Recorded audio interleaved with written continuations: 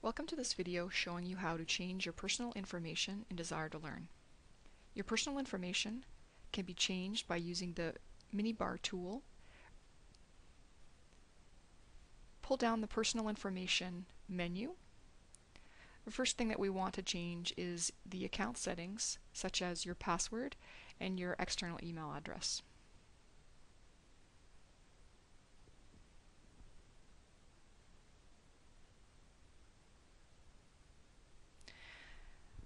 Okay, we're only going to focus on a couple of things here under General Settings.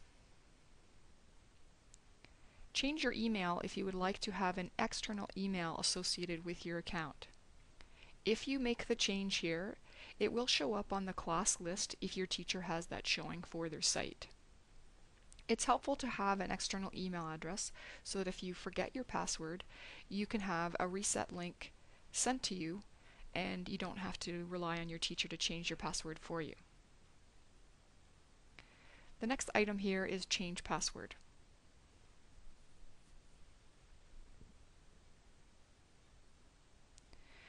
Enter in the old password and then put in the new password.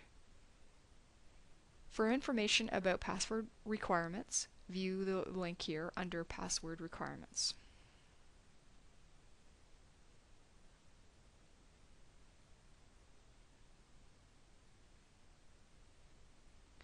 Save your password once you've made the change.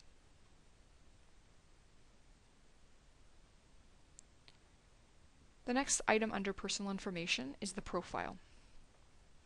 Remember that any information that you put into the profile will be visible to other students through the class list tool and teachers. So any students that are in your site, your course site, will have access to view your profile. Make sure that everything that you're putting here is professional, modest, and appropriate for a school setting. For example, if you would like a picture associated with your account, click on the Change Picture button and go ahead and browse and upload a picture. If you like to go by a different name than shows up in the class list, then you can put that here under nickname. If you have something like a website that you want to share with other people in the class and have information presented to them, fill that information in. If you want to share information about your social networks that you're a part of, please fill those in. Again, remember that it must be appropriate items on those sites. If it's not appropriate items, then just ignore and don't put them on here. If you would like your external email address shown in your profile for your peers to see that are logged in, fill that in. Your business phone number is probably not appropriate, but it may be something that your teacher has in their profile.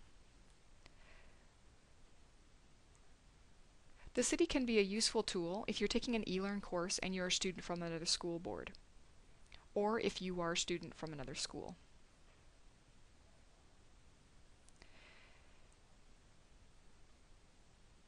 This is similar for your high school. It might be interesting if you're taking an eLearn course to share what high school you're from. Fill in any personal information that you would like to share about favorite music, books, TV shows, hobbies, movies, quotations. Again, remember this is a professional school site. Everything here must be appropriate for that setting. You also don't want to give away private information that you're not comfortable sharing with other people. When you're done adjusting your profile, save and close. You can view your teacher's profile and your student peer profiles by going to the class list tool in your course site and clicking beside their name where there is a down arrow. The last item under Personal Information is the Notifications tool.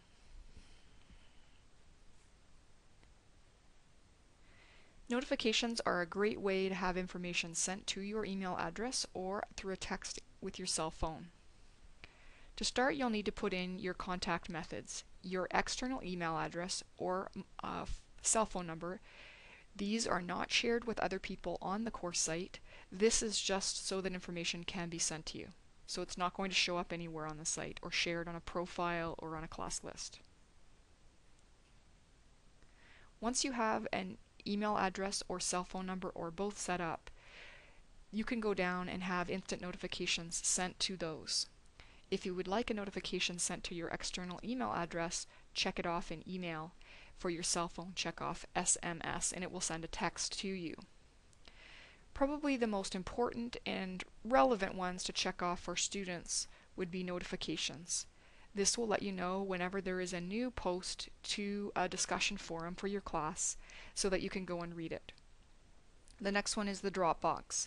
If your teacher uses Dropboxes to submit student work and he or she has due dates on the Dropbox, you can be alerted when that Dropbox is due and it will remind you 2 days beforehand.